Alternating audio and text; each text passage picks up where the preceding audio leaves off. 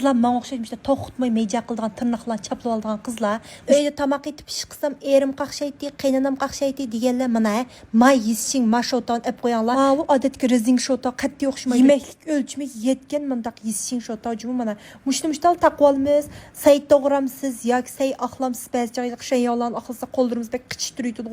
yoki mushun taqab xemir jug'uramsiz hech qanday ishingiz daxlisi yo'q ham paks ish qilamiz mana ko'rdinglarmi uzanglarmi function qilsizlar yegan odamni xotirjam sizlar qilgan narsani yeydi degan gap oldirab teshilib yitilib ketmay ekan mana qochilan jusanglar bulaver qilib mening yo'ldishimni odatda işte tomoq esa cho'qim qo'liga bir palay taqib oldi ba'zi samsoqlarni to'g'rab qilsaqmi qo'limiz bek sesiq purab qoldi samsoq singib ketdi purqi ishqimishda palayni qilsalar ham pokiz mana ham fangbienke %90% qizlarning qo'lida hammamizning mejaba chiqib shotani uyanglar cho'qim bir ap qo'yanglar yo'g'on bir ko'rib keldi bas bek muvaffaq birisining ichidan 100 jup chiqidga chaqqan avilinglar